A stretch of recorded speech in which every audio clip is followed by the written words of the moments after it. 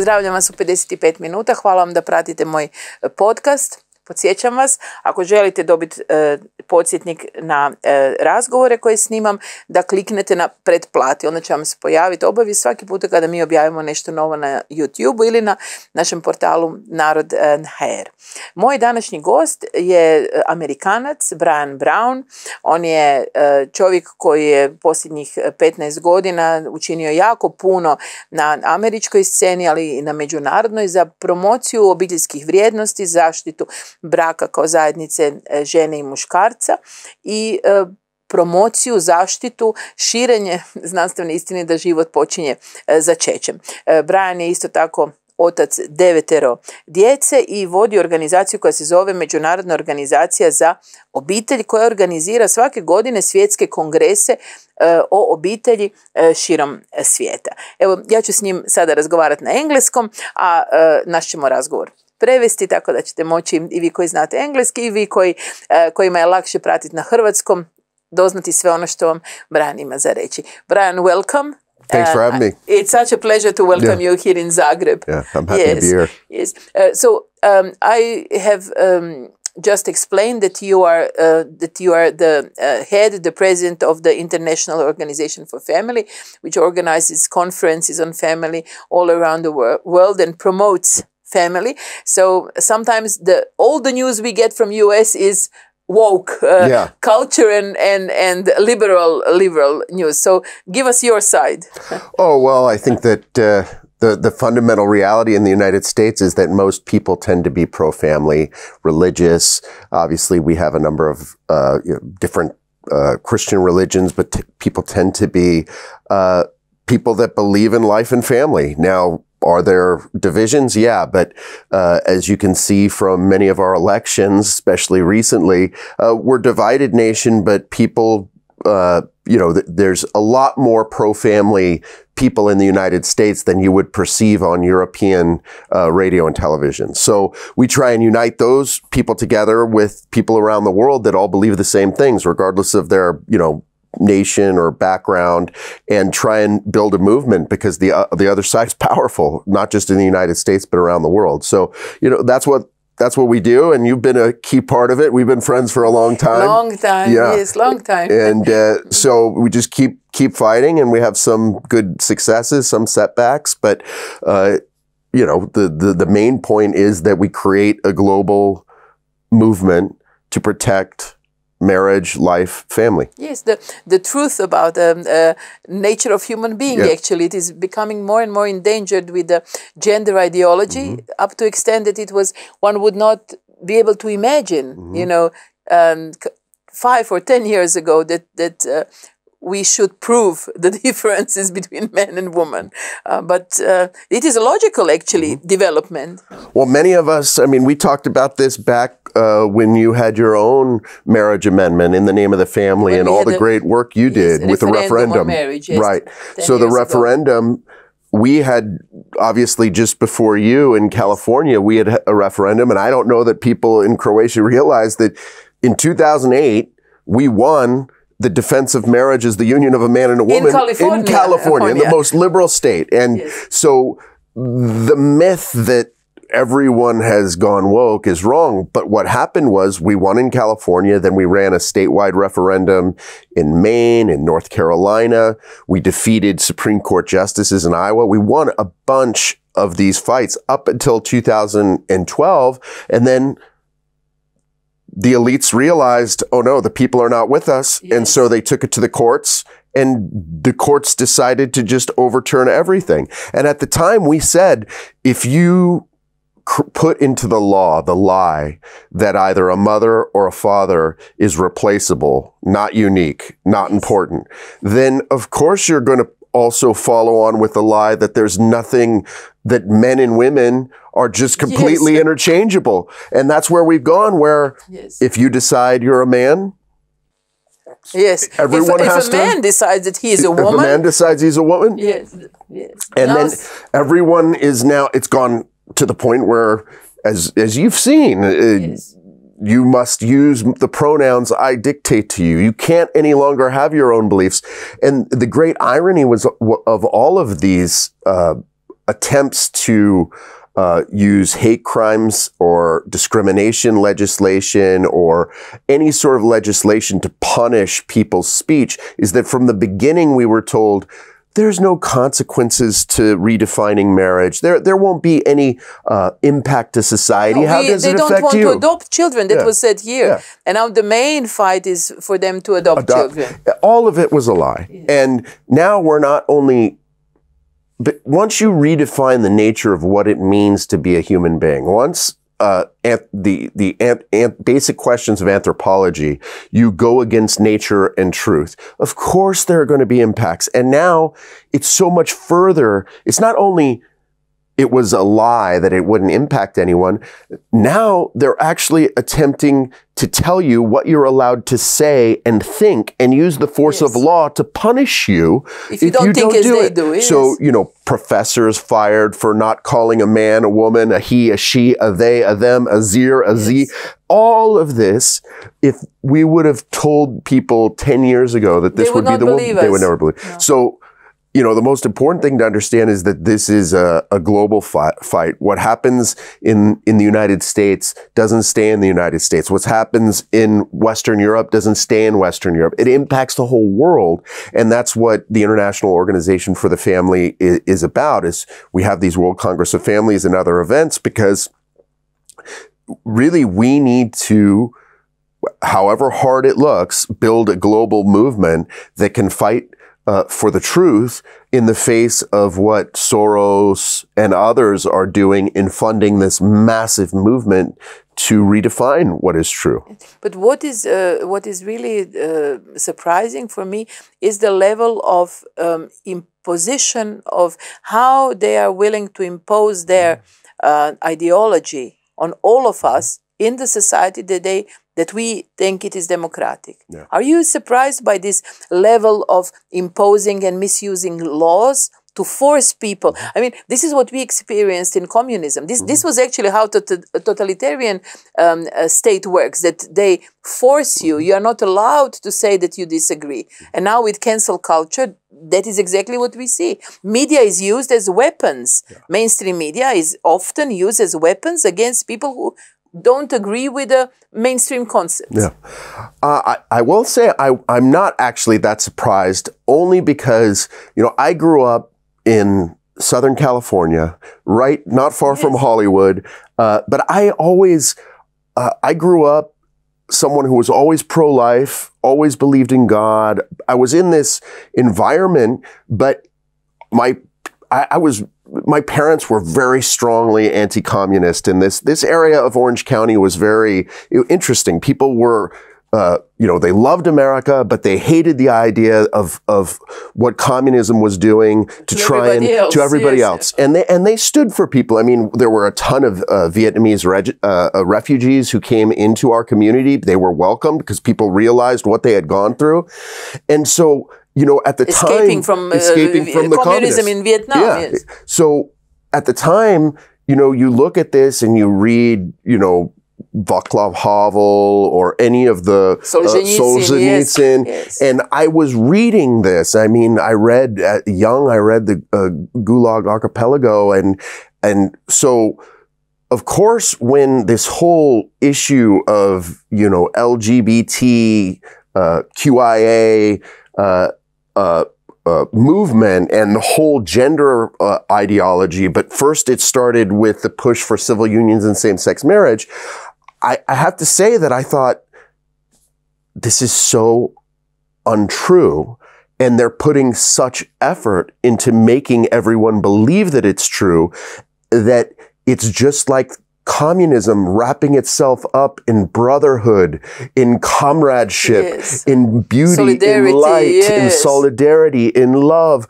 And it also did just what communism did, almost as a inverse religion, in having its own idea of trying to bring heaven to earth and having its own saints, its own martyrs, and it didn't matter that these men were evil. It was, if we make it so that no one can question and no one can speak, no one can say that only the party long years after could say what Stalin did was evil. Yes, but when Stalin was there, no one. Of course. So I thought, well, if in the West we can take the most fundamental aspect of human existence, the family, and we can redefine it, then these people, they are going to do the exact same thing. So, because they must. On the other hand, there is no other way to impose a lie without arguments on people than by using this, what they're doing, using laws, misusing media. So, because if you have arguments on your side, you don't need to impose it. Yes. So I thought that when I moved to I had moved to well, it's a long story, but I had been on the East Coast to be involved in the pro-life, pro-family movements. I had headed up a group called the National Organization for Marriage. And when we saw what was happening in California, they were pushing same-sex marriage through just having mayors and others impose it. Political castes, political elites. So I said, you know, there was this chance to have a referendum, and many people said, well, you're absolutely insane. You'll never win in California. Everyone said, I mean, I'm not exaggerating.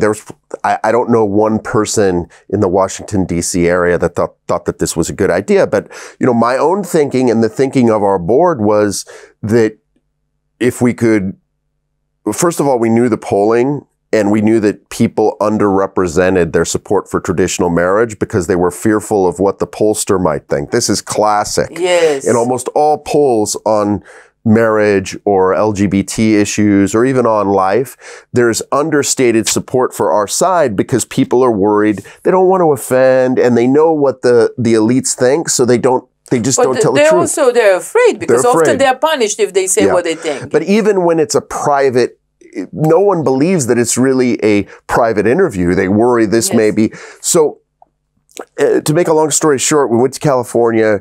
We worked with a great campaign manager, Frank Schubert, who had won more referendum campaigns than anyone in the United States. And frankly, took a big risk doing this as a Catholic because he had not done social issues. This was the first social issue, something as divisive. And we won. And, you know, by 52.5%, that was in 2008. And then I realized that even though we had won, this hadn't, in any way, the other side hadn't taken this as a lesson. They just viewed it as, we have to now crush them. Yes. And there were, death threats. There was, accusing you of homophobia, attacking. But it went crazy. I mean, there was an attack on one of the churches. I mean, and the homophobia was always there. And then I realized my instincts early on, it was the exact same thing. They cannot allow, it's not a question of freedom. No. They can't allow us to speak.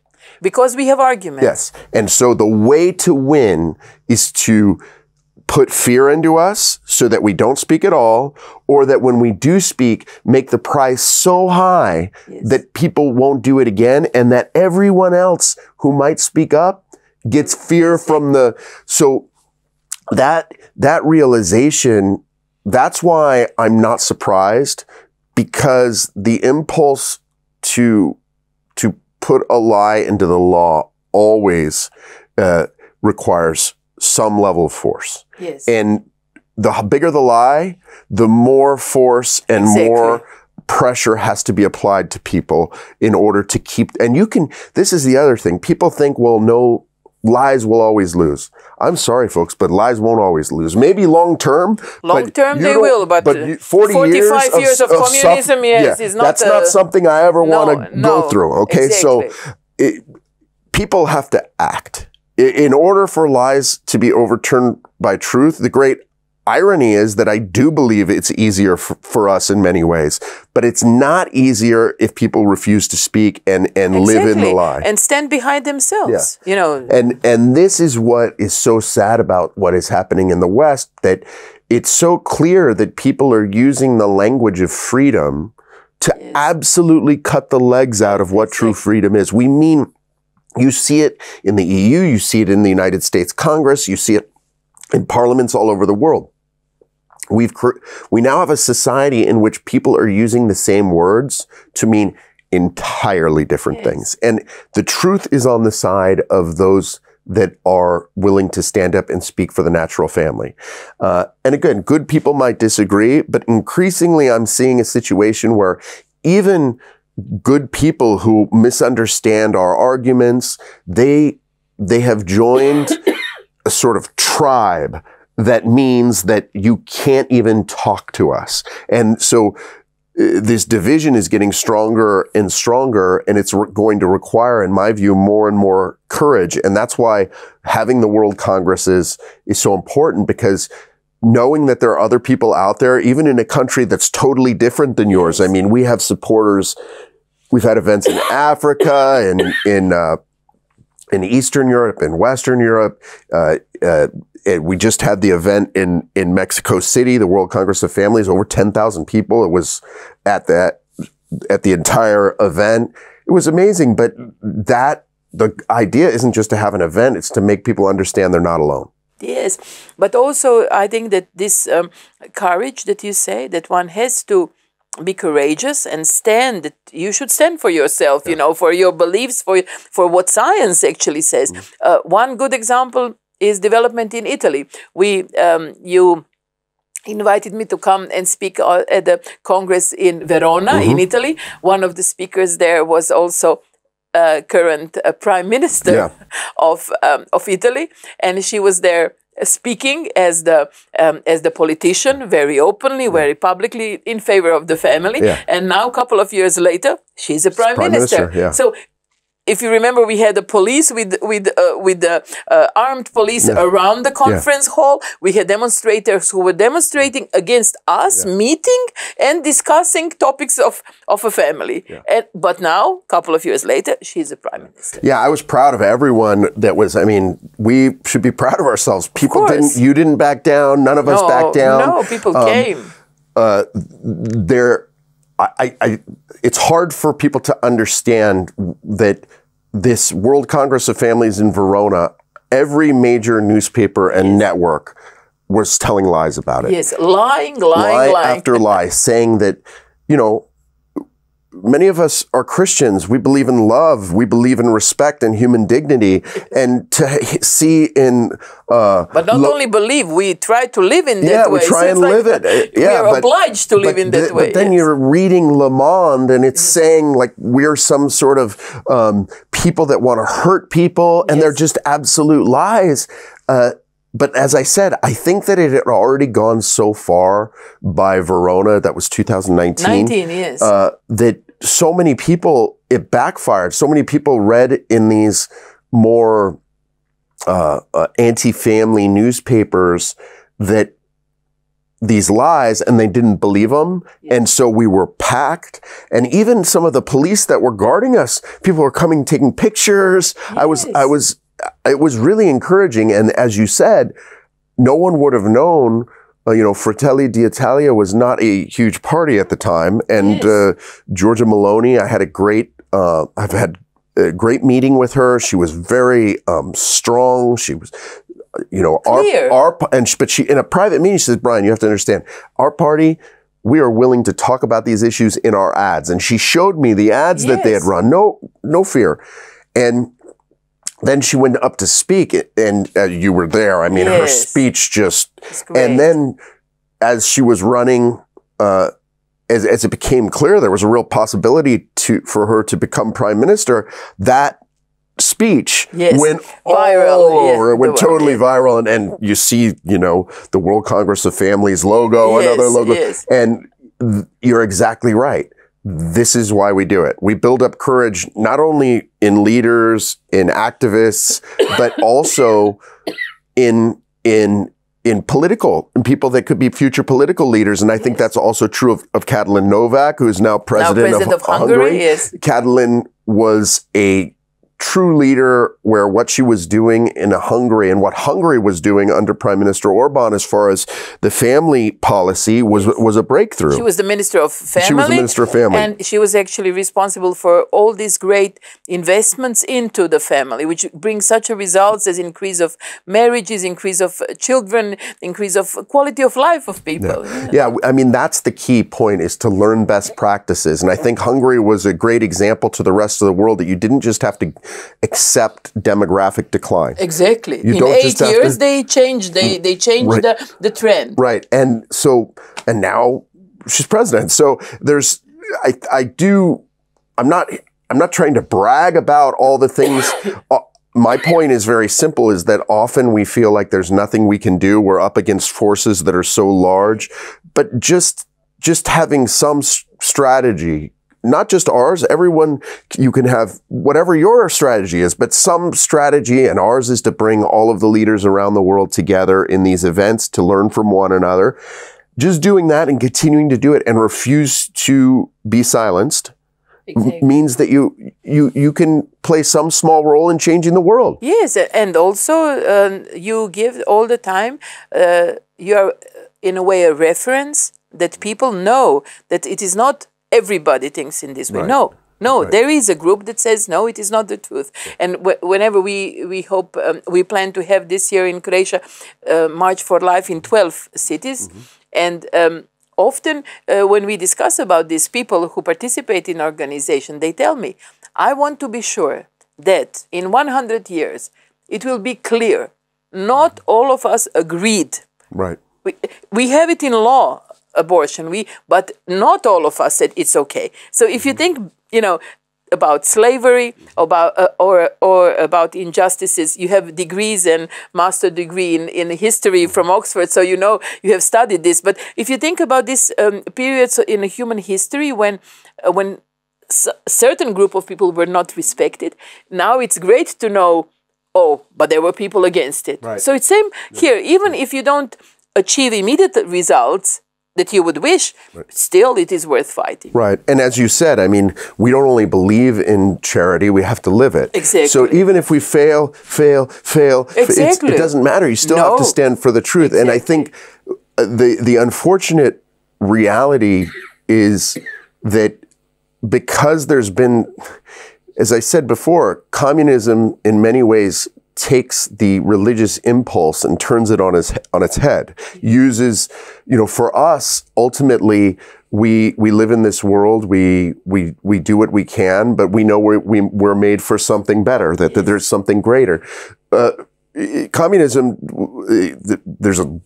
it's hard to understand even in English. Eric Voegelin called it the immanentization of the eschaton, trying to bring heaven to earth. You're no longer thinking that your ultimate purpose and the reason to live a good life is because you're made for something greater. Your idea is that you only have this short amount of time to live, and whatever is necessary to create heaven on earth, because you and I know we're not going to ever create heaven on earth. There's just better or worse. Yes. But in order to truly think that you are going to create heaven on earth, you have to be willing to break every moral law. You have to be you're willing to do whatever is necessary that will get the job done. And that's what we saw. And I've seen this now from these hard left groups, is that there seems to be no limit to what will be done. They say lies. They prevent other people from telling their position. They don't respect human beings. But as you said, this is so interesting because communism in the end created the hell on earth, not the heaven on earth. And the second, they didn't meet even their own goals. Most of population lacked material things. There was no food, no electricity. So even this, what they were telling us, we have to live our life on earth. Maybe communist elites, they did, but everybody else was suffering even in this economic way. So it is such a lie in the end. Without personal morality, without the notion inside every human being that we have a certain dignity and that we're called to do more than just our animal instincts, life is hell. Life is hell. So that is, and it's even worse when you're motivated by a false religion, And that is the way I see in this woke ideology, there's a creation of sacraments. Yes. And of course, there's pseudo-sacraments, but the idea that you have confession, like if someone accidentally calls someone their wrong pronoun, they have to publicly go out and confess the great evil they have done. Or if someone's friends with someone like me, I've seen it before. I don't know what I was thinking remaining friends with Brian. He seems like such a nice person, but I had never understood just how absolutely evil.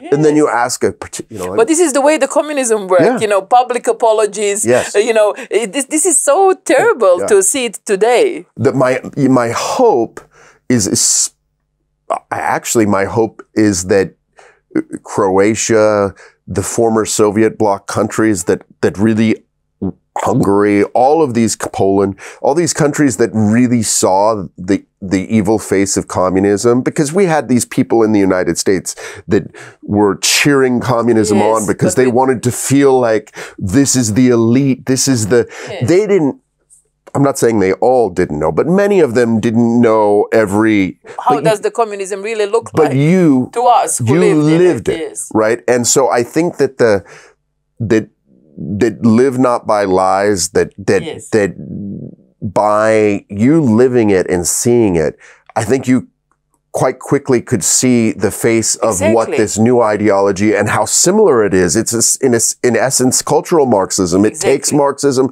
off the economic plane, puts it on the cultural plane, and it's going to do the same exact thing. So I think there is a great counter movement being created in the United States. But I would say that that in the States and everywhere, we can see now that this movement, especially when we speak about gender ideology, that more and more people see how terrible it is, how much harm it does to, especially to young people, children. Now the number of youth teenagers who declare themselves as transgender rised up by 50% in the United States, I think. This was published by New York Times recently. And what's going on? Yeah, that's my point, is that while there is a movement rising up in the United States, which I think is very, very good, I think that the experience that you've had here allows you to be much more adept at putting your finger on the evil philosophical roots of where this comes from. And so I think we need that, because people are easily, unfortunately, the language of rights, the language of liberty, falsely it sounds used. Good. It sounds good. But you have Democratic Republic of China. You have had a social, Republic of Yugoslavia. So it is like a federalism, social democracy.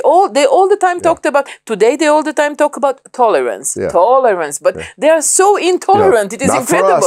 Not for us. Not for those who don't think in their way. Yes. We actually, it's a side note, but it's a little funny, when after the marriage fights, from like 2010 to 2013, and after this Supreme Court decision, Obergefell, we put up a website that was, I think it was Not Tolerance. And all we did was take all of the emails and phone calls that we had ever received, and we just put them up on a website so people could see the amount of hatred and vitriol and anger. So I don't think that's going to go away. I do think that we have a lot of comrades in arms that may not share, especially our religious points of view, but we should work together with everyone, even this whole attack on J.K. Rowling, regardless of what you think about her or Harry Potter. It's irrelevant. You can't even be a feminist and LGBT promoter. Supporter. You can't. If they're going to try and destroy her, what do you think they're going to do to us? Yes. And she is a great example. Yes, she is great. I agree with you, because we disagree with her on many other topics. But the way she spoke about feminism, and about that she's worried that women, that girls today want to change their sex. although it is not possible, but they want to change their sex to become boys. This is something that worries her. Yeah. The way she explained was 100% logical. Yeah. It was really, and the way she was attacked, that words they have given to her, they have taken away from her, and they offended her, and now they're attacking her new, this video game or something. It's incredible. Yeah. It looks as if they hate her even more because she dared to say what she thinks. Yeah, and especially now with people who have detransitioned, young, because just think of this evil of right now in many schools in the United States and in Europe, there's a movement to not allow parents to even have an input into the fact that a child would mutilate themselves physically. I mean, think about the physical alteration. You have to often get permission from usual in the United States. Parents have to give permission for medicine, everything else. If they have a headache, they have to call you and ask you if they can give it to the child. Yes. Now you have people openly on TikTok talking about how you can, are your parents anti-transgender? Don't want you to transition? We could get you pills that will help you on your way. I do think that even those that may not share a number of our views, or realize that this has gone so far beyond anything that they expected. And especially when we think of teenagers and young people and the idea to give them hormones, although there are so many side effects published of giving them hormones, about lying to them that they can, that this is not, that there are no lasting effects. Yeah. And the fact that there are so many now people who want to detransition, who are sorry that they decided, and so many testimonies that we hear, but still it is ignored by promoters of transgender. It's incredible how much harm they inflict on children. It is, but I will also say that the view that we have about the natural family, and the reason we use the term natural family is because even in the Declaration of Human Rights, going back to the 40s, it makes clear that the family is the natural and fundamental group unit of human society.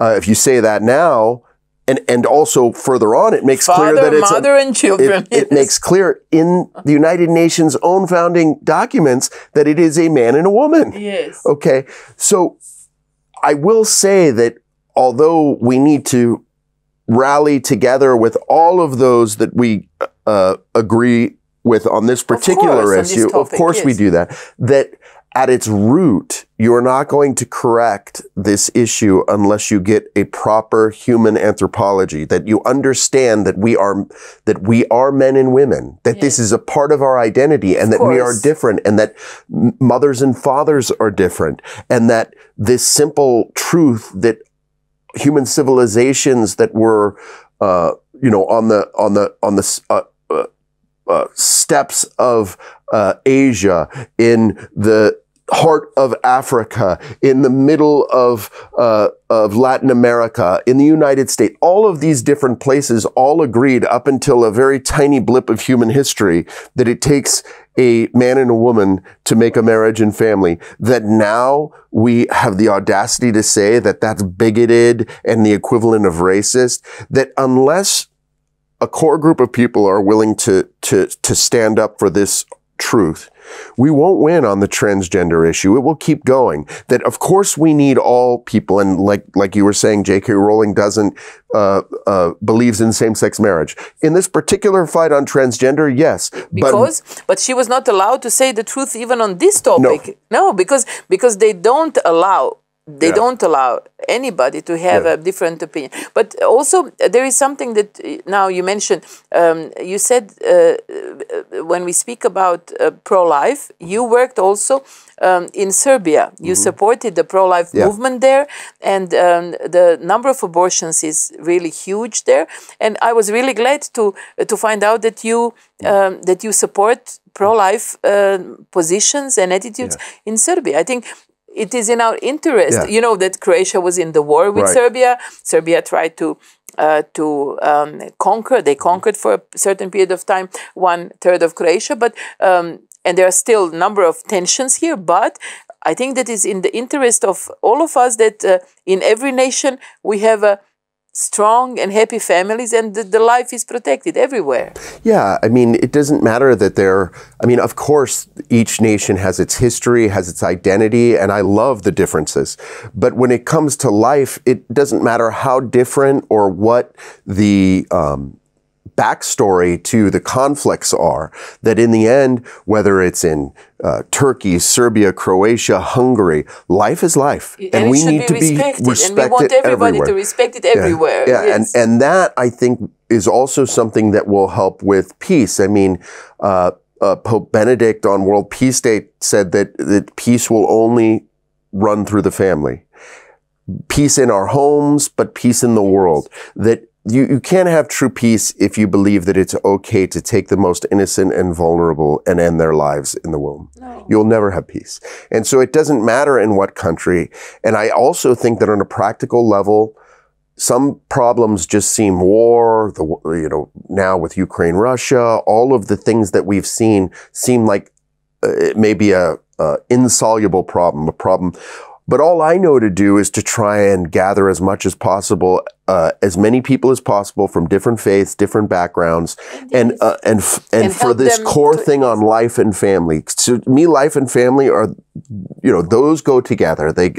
When we say natural family, it also includes life, because to bring life into the world and to give a child what they really deserve, the true right to both a mother and father, wherever possible, that's what is going to lead to peace. So I see it, I see what you're doing and what the different groups around the world, the leaders who've had the courage to stand up and have, take the slings and arrows of unfortunately, the media and even sometimes governments to stand up for life and family. What I really see us doing is building a culture of peace. Of course. But you also had, when we speak about this oppression, you had a case in court that ended in the settlement because of the text services publishing. Right. This is so incredible that in the United States someone would attack NGO in this way. Yeah, this is actually... Tell us about this. Yeah, this goes back, again, after we had a number of these victories. We're on United States television all the time. People had heard about us, and our opponents really wanted to sort of destroy us. And so what ended up happening was, obviously, the more hatred that comes your way, they want to make it difficult for your donors. Yes. And if you have these radicals who are calling us the equivalent of the Ku Klux Klan, and then they're saying that one of your donors own this business, then the next thing they say is go to that business, and then there are threats against the business, even we had threats against waitresses who worked at a business just because they worked there and the business owner donated to us. So after Proposition 8, all of the donors to Proposition 8, because it was a referenda in the United States, in California in particular, those names are public. And we saw the crazy, real death threats. We saw the Knights of Columbus. They sent a white powder like ricin, and they had to clear out the entire Knights of Columbus in New Haven. It was really. And there was this chicken fillet. Chick-fil-A, Chick-fil-A was. That happened a little later. Yeah, later on. Because they had donated some amount of money it was a very small amount. They did not donate to Proposition 8, by the way. They donated to a pro-family group that was once removed from any of this. And then you had all of these threats against Chick-fil-A. You had, the LGBT, the Human Rights Campaign, they were kissing inside the restaurant in front of children, between same-sex couples. So fast forward, someone within the IRS well, first of all, the Human Rights Campaign, which is supposed to believe in basic human rights, and also civil rights, our right to disagree, but also to be civilly active to pursue our ends. They're supposed to believe that.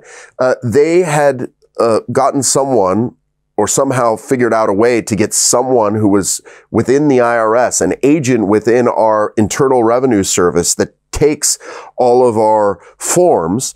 And you have to send them to the government agency, and this person was taking them from you? No, you don't have to anymore, partially because, but I'll get to that. Because of our case, at the time you had to, anyone who had given over a certain amount of money, you had to write their name on this form, but the government said, we will never make this public, we just want to know. Yes. Which, by the way, I never supported, but I followed the rules. I didn't think that the government really had a reason to know that. To know, yes. But we did do that. And sure enough, I wake up, I think it was in the morning, I get a call saying they have leaked all of your donors' names for the last year.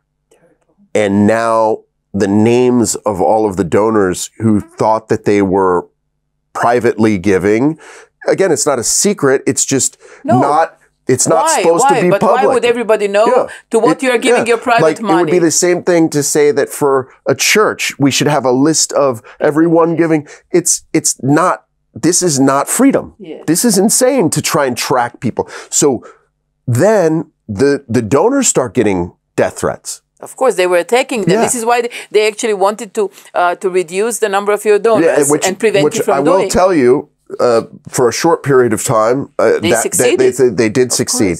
And so, fast forward, we file a lawsuit against our own government, against the Internal Revenue Service, and by suing the Internal Revenue Service, we sued the government. Again, everyone told us this was crazy, that you'll never win in a lawsuit against the government. But we wanted to know how this had happened, and we won. The government was forced to settle. It was a long story. I spent a lot of time being deposed by lawyers. It was not pleasant, but it was worth doing. And the greatest part of this is that the United States Senate held hearings on the weaponization of the United States government. And that's just going on.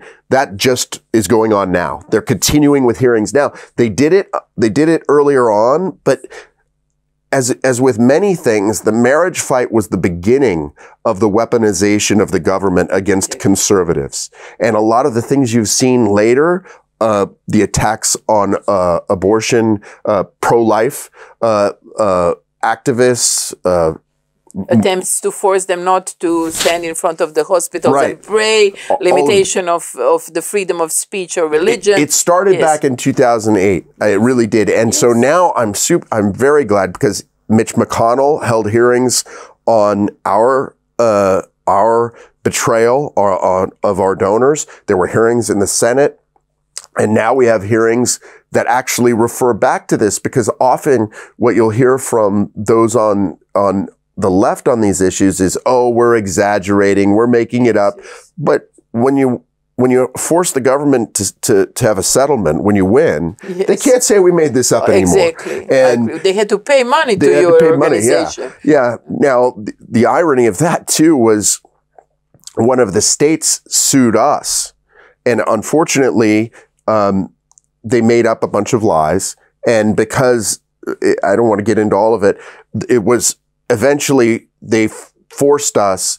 They said we had to pay $50,000 because they were saying we had to give all of our donor names to them.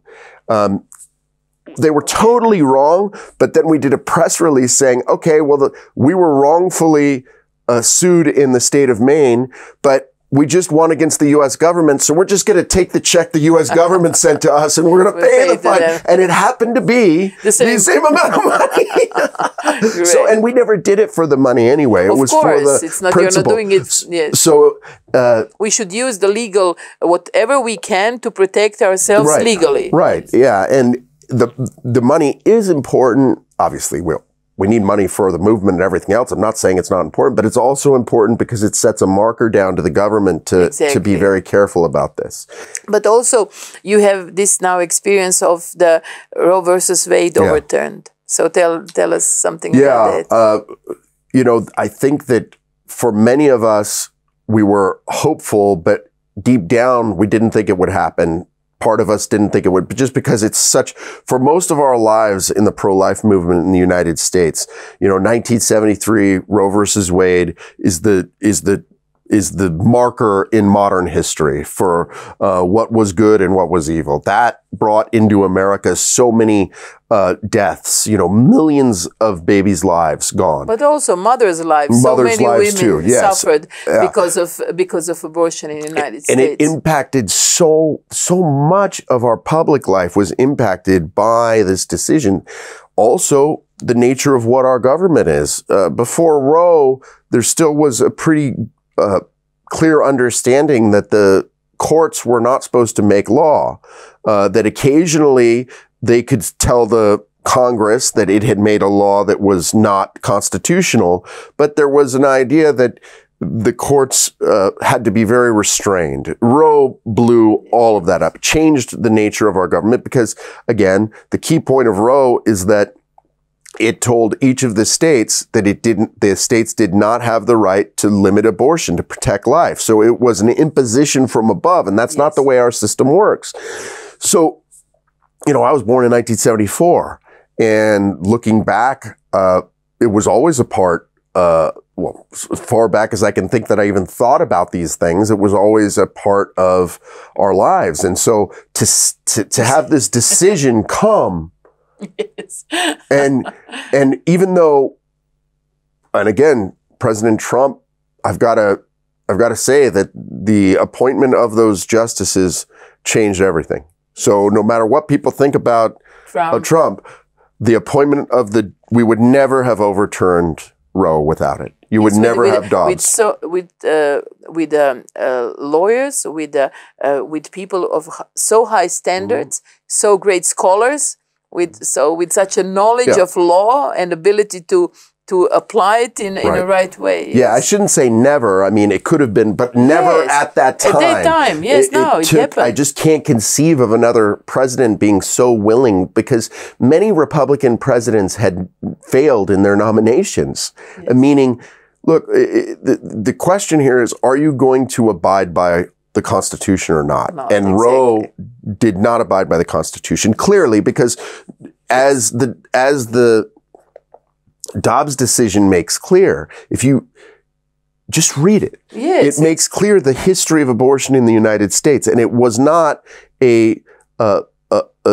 was no history to the notion that the federal government could tell every state that they had no right to protect life. So now that's the good news. The bad news is I do think that our movement was not prepared for what the pro-abortion forces were going to do in the states. Because what happened after Dobbs, and there's been some pretty bad reporting I've seen in Europe on this, some people still believe that what it did was ban abortion. Like immediately after. Yes. It didn't do that. Now, I'm for that. I don't think we should have abortion at all in the United States. But Dobbs didn't do it. Dobbs did not do that. All it did was put the power back to the states. So I think that because it was such a big lift for the pro-life movement to just get to the point where states can decide themselves. That once the states decided, there were a lot of bad referendum that move forward that were pro-abortion referendum, wrapped up in different language, but they were pro-abortion referendum, that we were not really prepared to fight on a state level. Meaning, you've run a national referendum, I've run state. We don't have national referendums in the United States; they're done in the states. But those of us who are familiar with running something like this, you don't just snap your fingers.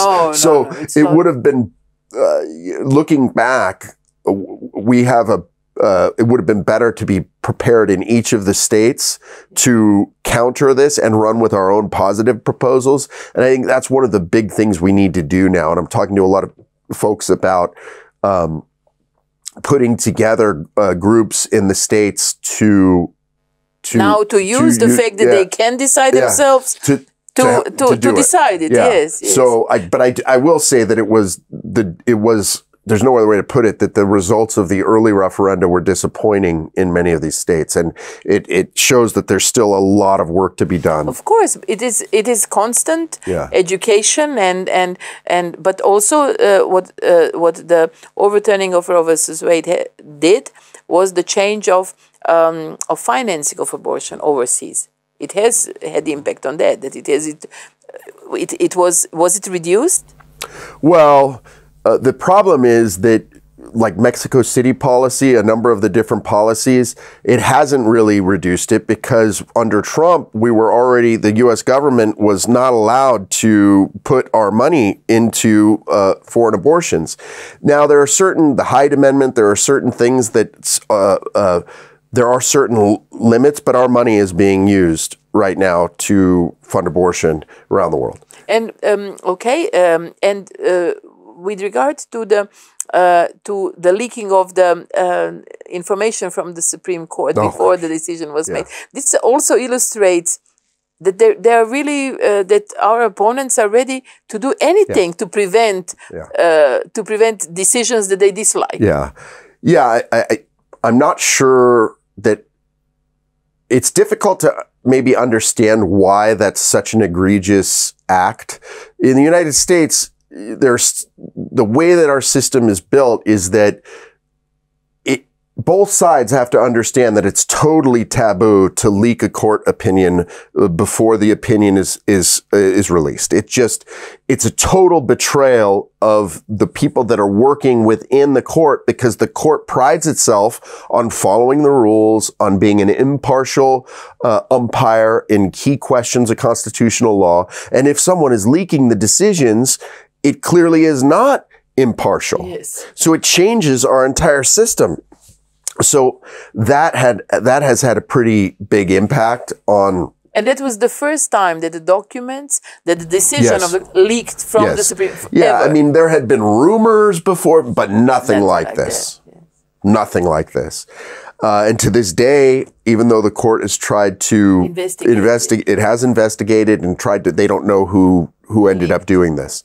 So but even though the decision was leaked, it didn't have the intended effect of stopping and changing the decision. So we have to be thankful for that. But it does underline the point that you stated, that anything's on the table for the other side right now. Because they have attempted to frighten the judges, because they were coming to their homes.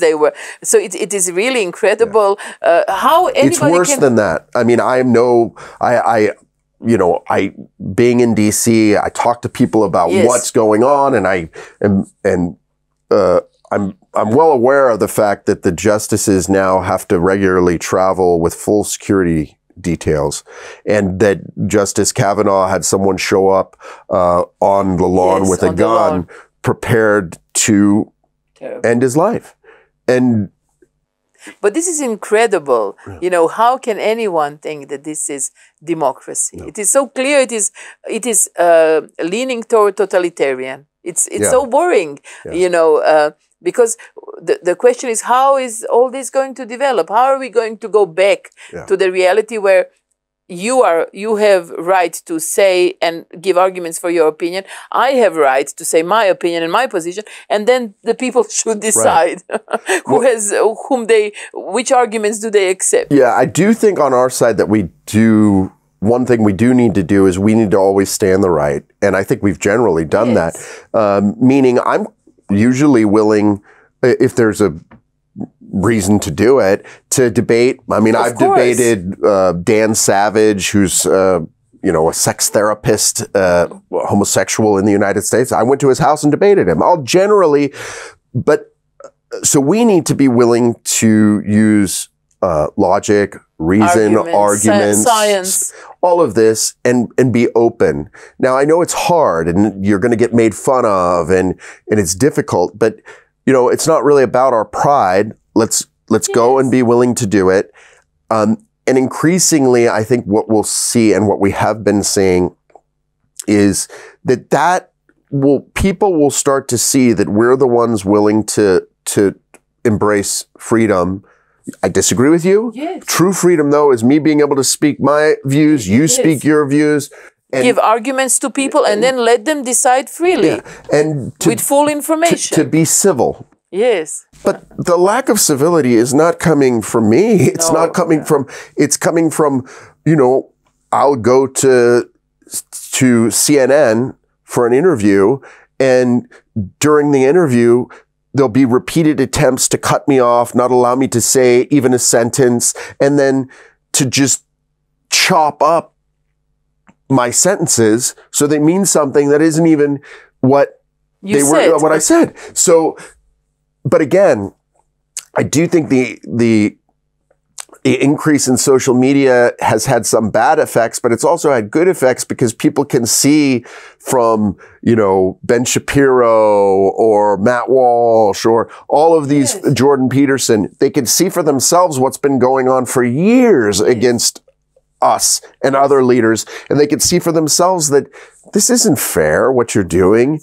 You know, Ryan Anderson went to speak, I think it was Piers Morgan's show when it still existed, and they put him in the audience to try and make it clear that we don't even want to give him the respect of being up on the podium. But this is the strategy of canceling other people, of humiliating others, showing them as that they have no knowledge, nothing to say. So it is really this communist approach. This is what they were doing.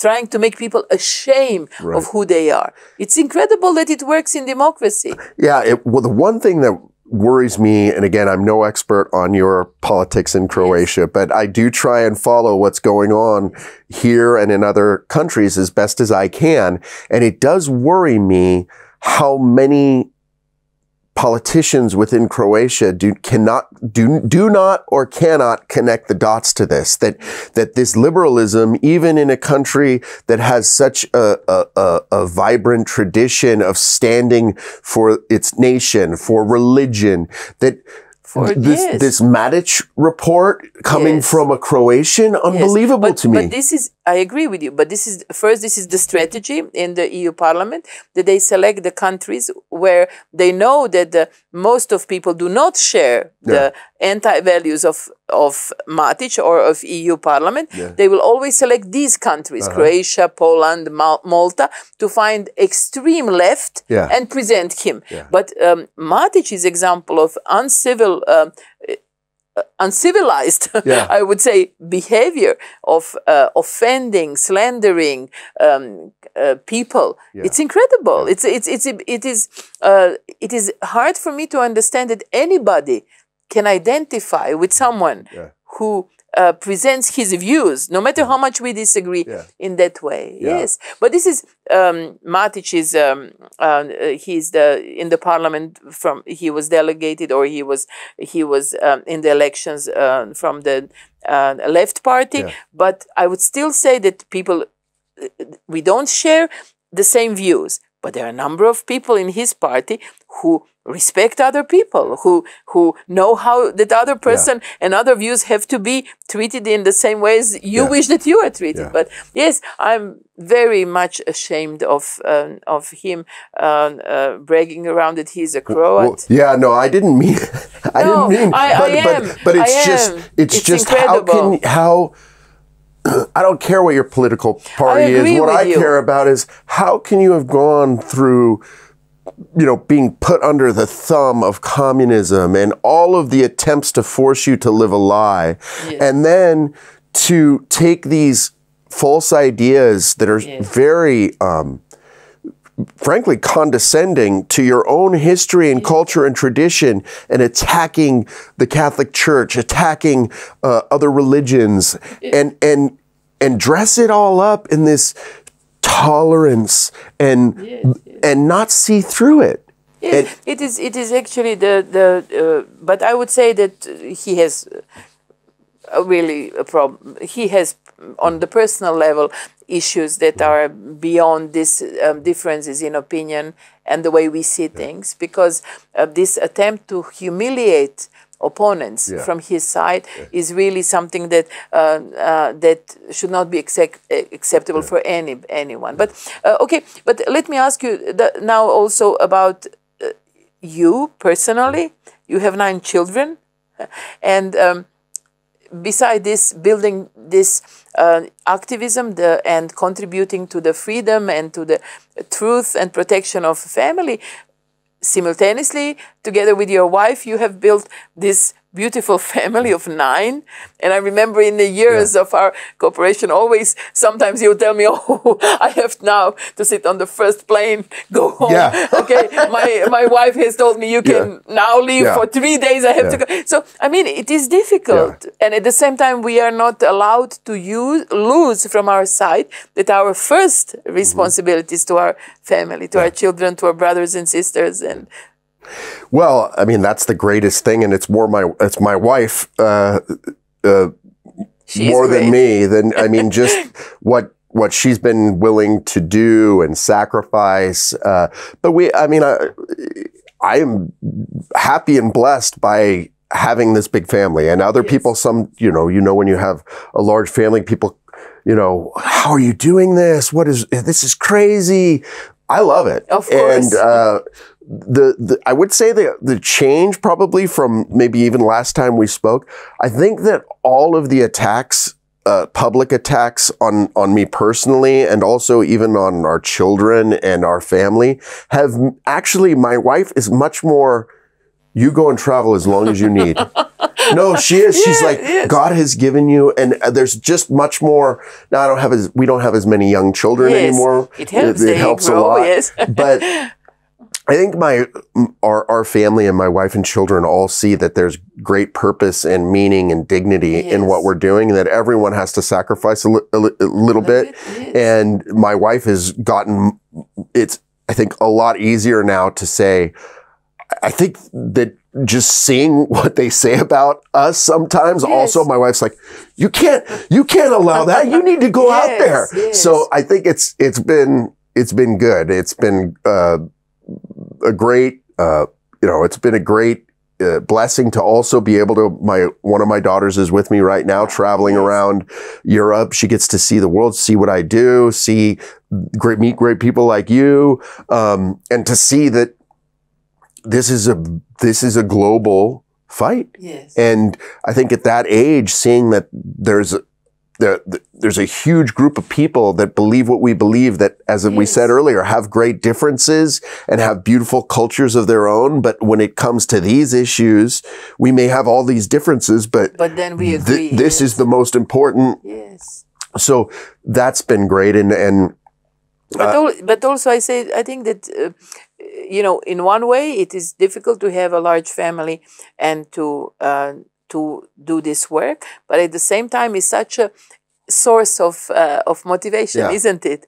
And love, and this is what you said. Now your wife wants you to do the things that you are doing because you are doing it also for your family. Yes, I think when we first started, I wouldn't say that was my wife believed what I believed, but the idea would have been, it's probably better that someone else is the one doing this. But that has completely changed. We're getting older too. Yes, and when I had 3 children under 6, that's very hard on a mother when the dad's away so much. Yes, I met her when we met at one march, when I came for the March for Life. But I have to say that even then, when you had much smaller children, this was clear. She would tell me, yes, it is very difficult. It's difficult for us, for me, for children. But on the other hand, I understand that what he's doing is for all of us. And it's true. It is sacrifice. And people who are doing it, who are giving their time and accepting attacks, it is a sacrifice, but